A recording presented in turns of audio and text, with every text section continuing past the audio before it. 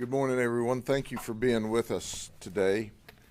Last week, if you remember, we talked specifically about an operation where we arrested 228 people for prostitution and human trafficking.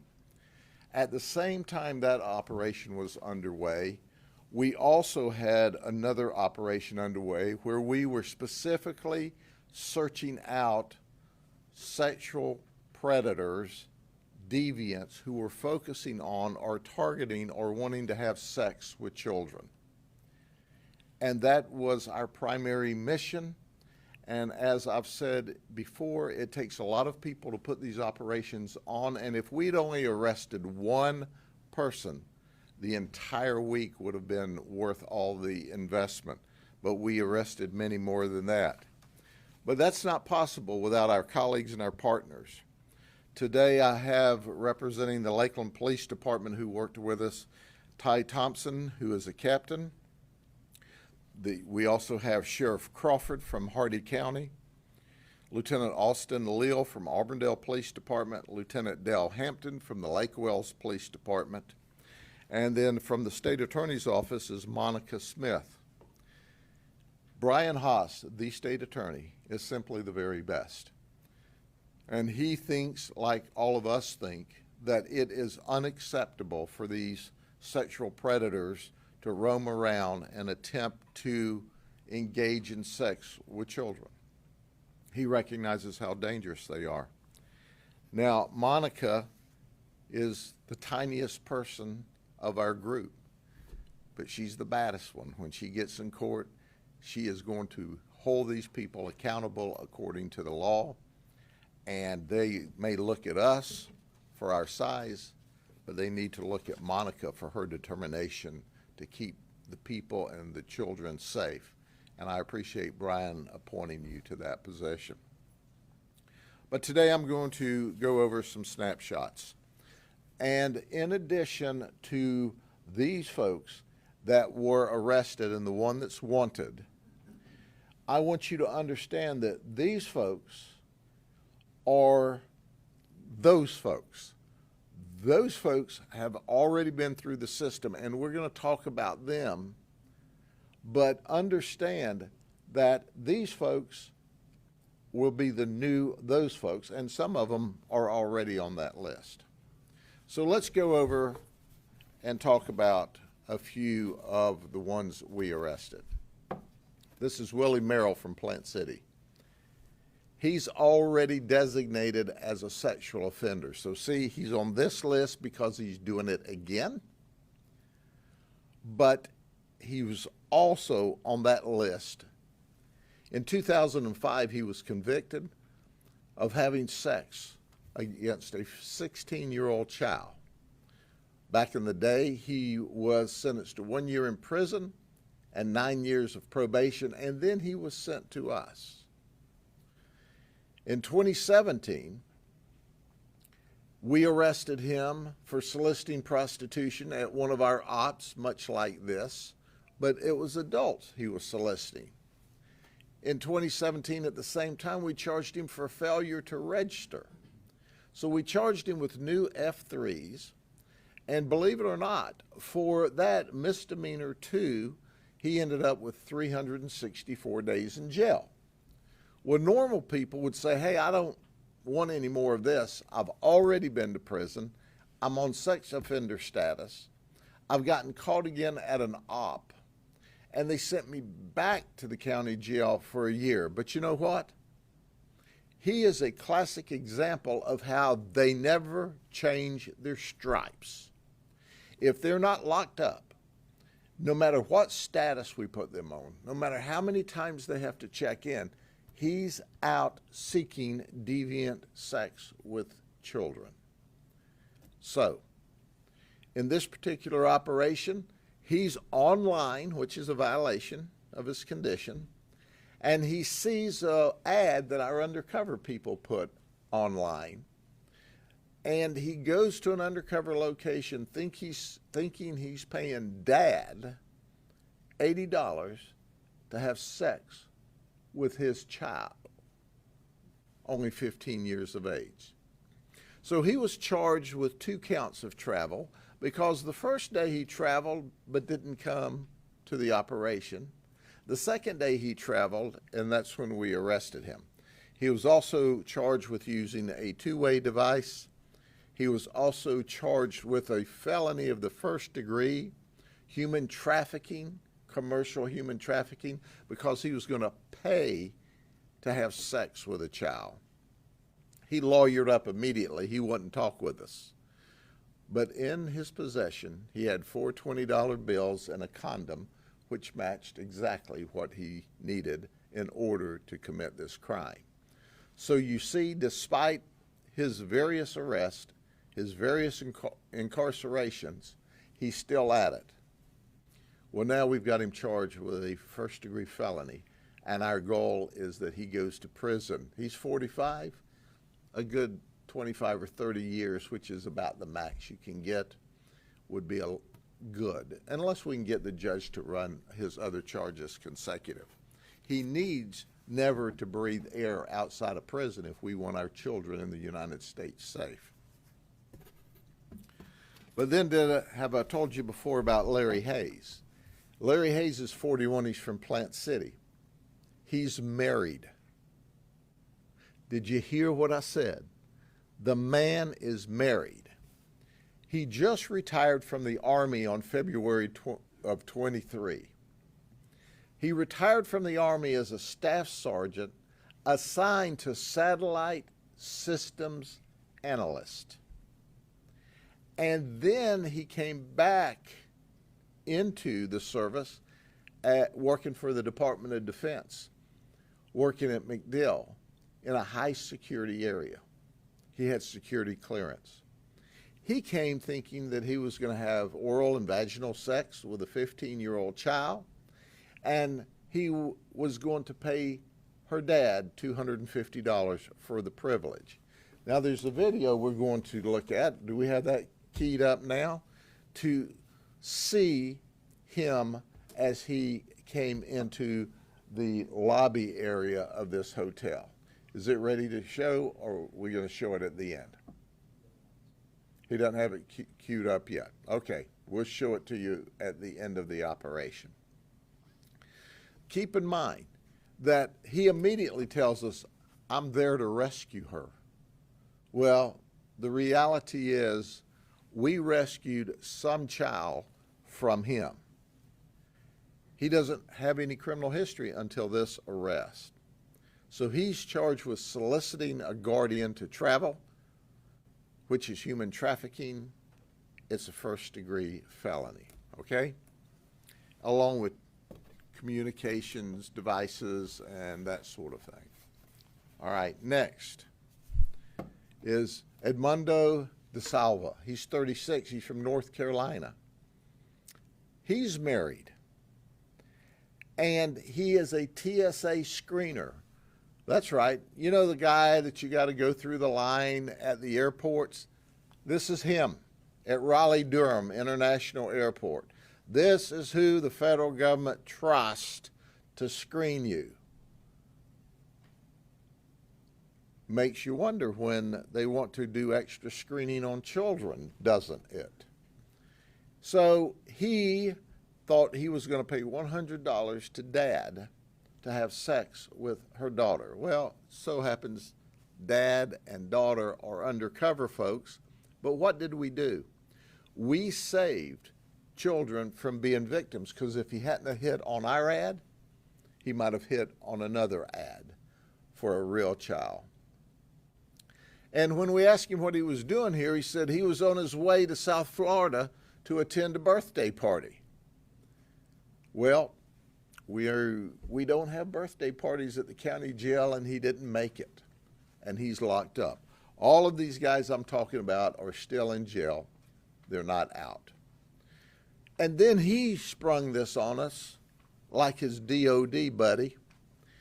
They're really not buddies, but they think a lot. Hey, I've had TSA training, and I was here to do my own investigation. Well, too bad, buddy. We're taking you to the county jail, and we're going to give you some screening on the way in. And he traveled first-degree felony, human trafficking. Then there's Hassan Abuhalia. He's from Brandon. He's 27. And he's married. Does it ever occur to you that there has to be some mad wives? If there's not, they should be mad wives, and they should be ex-wives. It's like, hey, you might as well move on with your life, because upon conviction, these guys are not coming home. He said that he worked as a customer service at a customer service center as a call supervisor. And he said that he worked for AT&T. AT&T didn't want any part about that, and they did not confirm that at all. He's a Jordanian citizen, but he has a permanent resident status in the United States. He thought he was paying $100 for a half hour of sex, and he thought he was paying it to a mom, and in turn was going to have sex with her daughter. Well, that's a first-degree felony. He's still locked up.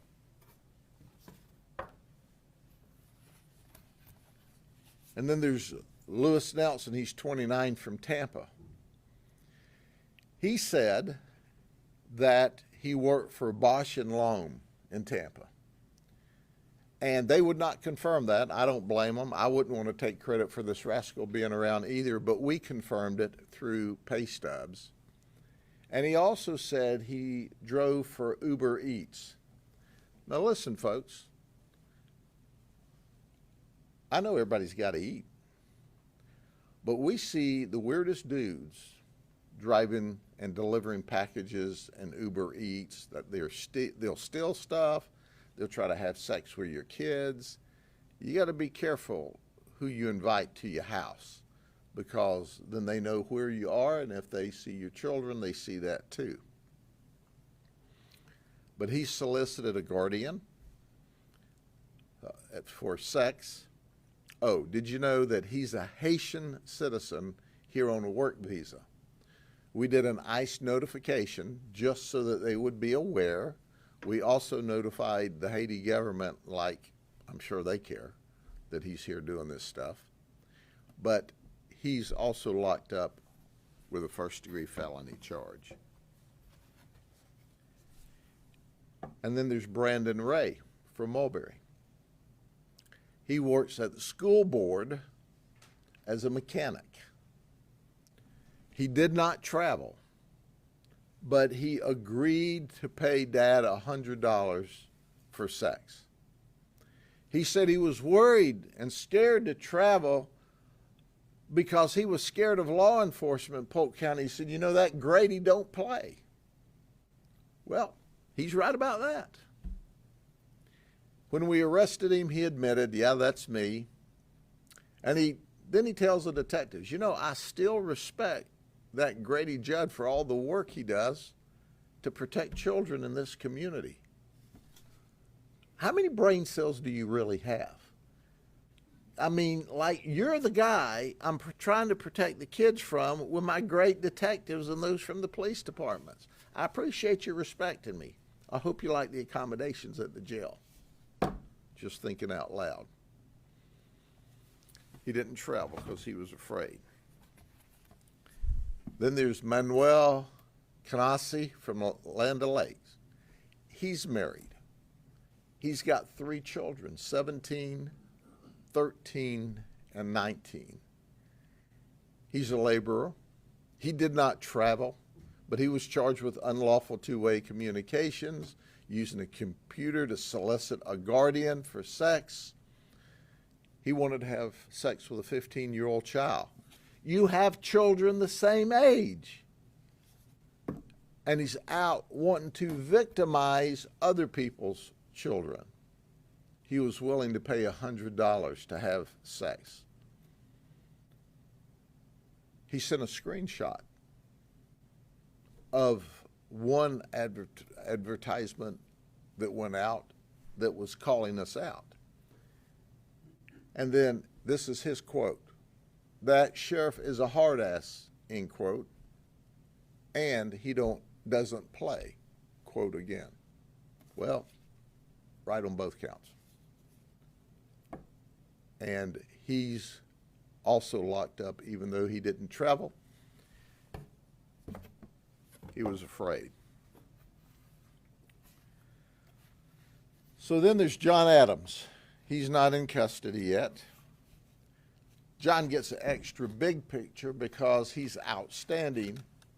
Now, folks, y'all know John. He's a contractor. He works in Lake County. He lives in Dunedin. He's a local guy. He chatted. He was going to pay $380 to have sex for 2 hours with a 15-year-old girl. He was going to pay mom. And he talked very, very filthy. We can't even say those words. How bad are they? They're worse than the words your mama used to wash your mouth out with soap for saying when you were a kid. I tell you that. And he talked about all the vile and nasty things he wanted to do. Fifth, he's a filthy talking rascal. Well, John, he's not any kin to the second president, or, as far as we know. John, you might as well turn yourself in, because we're coming after you. We're going to find you. Yeah, we know that you're hiding right now. So you can go to jail, or you can go to jail tired, and how you do that's up to you. And for friends, relatives, somebody that may know where John is, if you call Crime Stoppers and tell them you can stay totally anonymous, we'll give you cash, and he'll go to jail sooner rather than later. He's out, and he's capable of having sex with your children.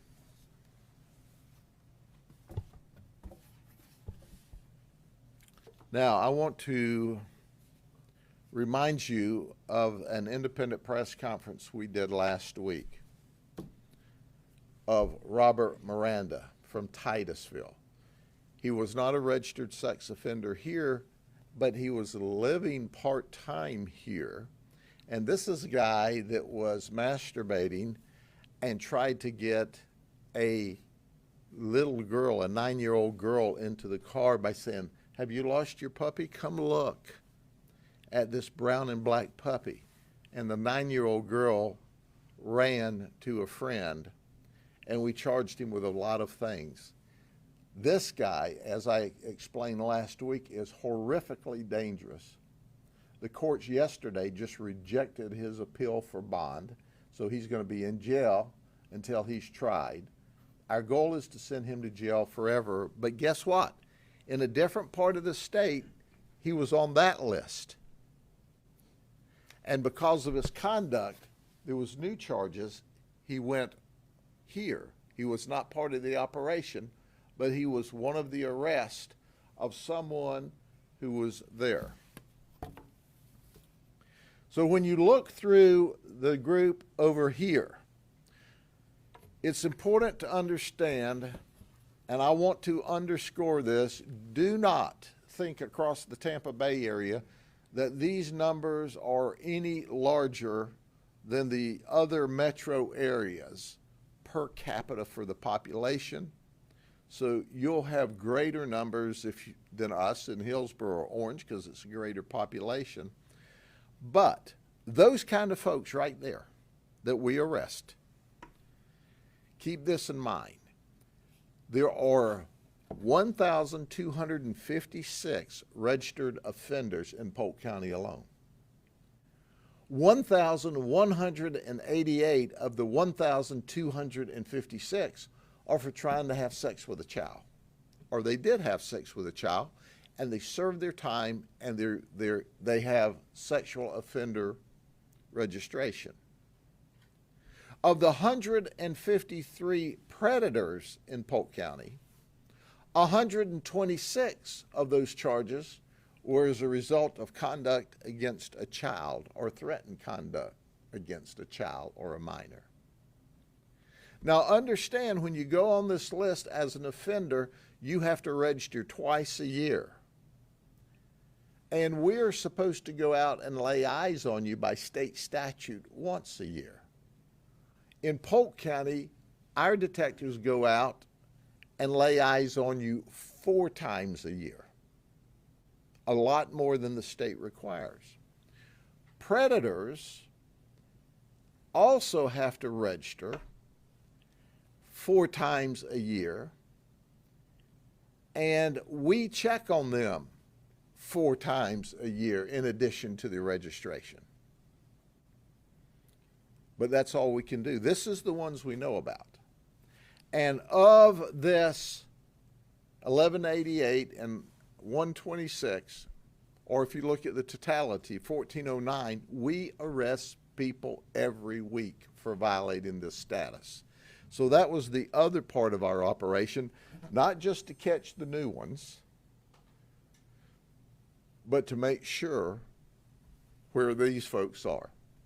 And they violated. Now, these 2 guys are at large. This is James Johnson. He's 39. He's a sex offender. He's from the Lakeland area. His last known address was 1409 Dawn Heights, off of the east side of the county.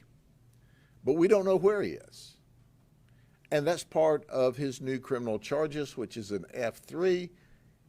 His previous charges was having sex with a minor and impregnating the minor. He served his time, 3 years in prison, back in the day, went on sex offender status. We want you to know there's a reward out for this rascal. And then there's Antone Starks. He does not particularly know James, but he gets to have his picture out here. He's a sex offender. He was last known to be on St. Paul Drive in Winter Haven, and that's just down the road here, about a mile. He's at large as well. And we want him for the same thing we want Johnson for, failure to maintain an address. He was in prison for 5.5 years for a sex offense, plus an additional 5 years for registration violations. So he's been to prison already 10 years. Well, when we find him, we'll put him back in prison for some more violations. You see, when these folks aren't locked up, they're a danger to society. Keep your kids close. Know where they are. Know who they're with, or they could end up with somebody like this. Now we're going to ask our colleagues and our teammates a couple of them want to speak with you. We'll start first with the Hardy County Sheriff, Sheriff Crawford. Sheriff Crawford is determined to keep the people in Hardy County safe. When we arrest these people, make no mistake about it, they come from other parts of the state here, and that's when we catch them.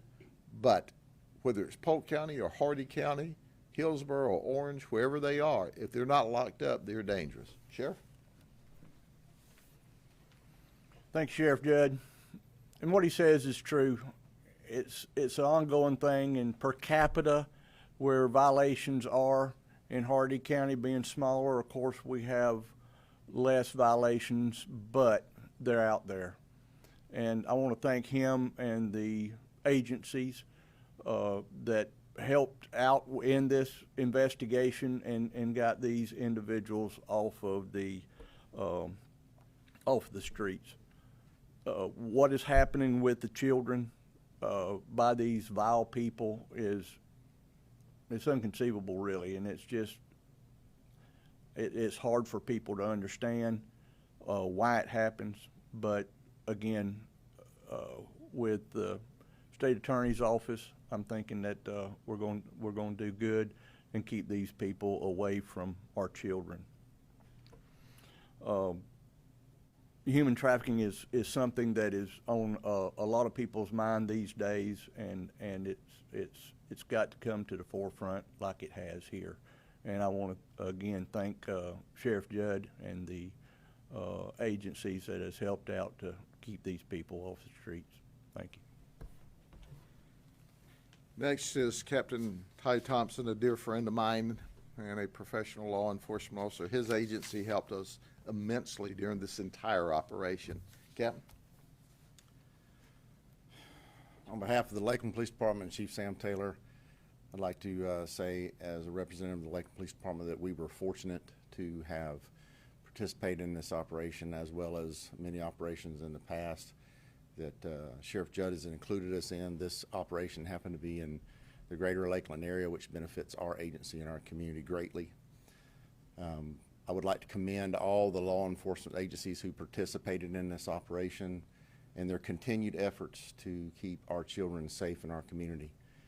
If our goal saves just one child, then we have successfully completed that mission, but our goals are to protect all the children. So again, thank you to all the agencies that participated and to Sheriff Judd and his agency for their professionalism and their guidance in this human trafficking effort. Thank you, Captain. Do we have the video up? Okay, this is the lobby of a hotel, and what we have is an undercover person that's going to be setting and waiting on one of our deviant predators, thinking he's coming here to pay for a child.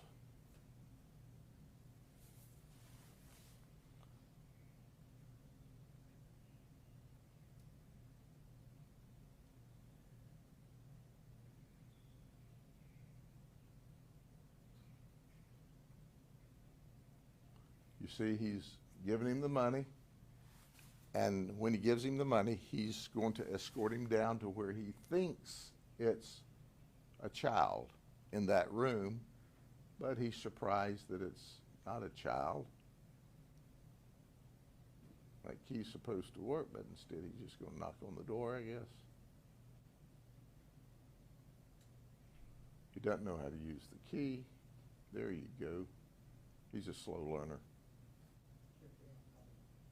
Okay.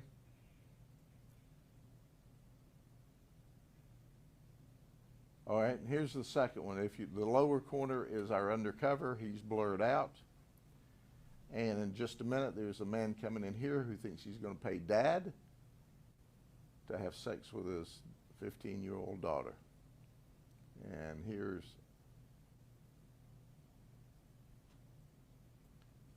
some small talk.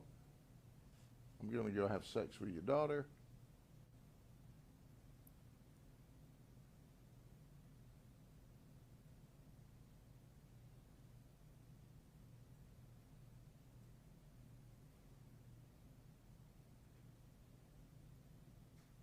I mean, what do you say to the guy whose daughter you're about to rape, you know? This won't take long? This is insanity. Now, when he waved, he was waving to one of the undercovers that he thought was the girl. So once he saw the girl, hey, she's real, then he pulls out his money. So talked to Dad, saw the girl, paid the money, and he doesn't realize it, but he's off to be arrested. But if it weren't for us operating undercover, this would be a child that was attacked.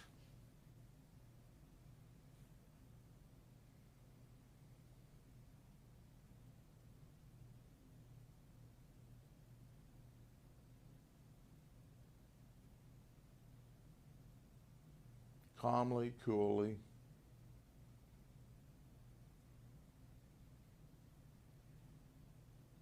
Okay, I think you get the idea. Okay? Any questions for us? I think people watching, I know I'm thinking, do parents really do this? Do parents really sell their kids like this on these websites? If they didn't, then these people wouldn't come to us, but they absolutely do. They sell their children. Can you speak about these websites at all? Well, I don't like to talk about where other people can go look for these, but the people who do it know those websites well, and they're there. Now, that takes us to the next step. Why in the world doesn't Congress make these IT people responsible for that content? Instead, they step back and say, oh, it's just passing through our servers that we're making billions of dollars on. We're not responsible for it. But you know, if we can create this immense technology that you can ask, you can talk to your phone, ask it any question, and in 2 seconds get the answer back, we can stop this conduct. See, before technology, before social media, it was very, very difficult for a sexual predator to hook up with a child. And now it's very easy because you can hook up with the child, you can hook up with the parents of the child, you can groom the child, you can groom the parents of the child. We see these sexual predators that actually take up with mom who's divorced in order to get access to the children. But these IT companies could restrain this by content checking. But they don't. Because you know what? They really don't care. They're after profit and they don't care. Any other questions? Thank you very much. Have a good day.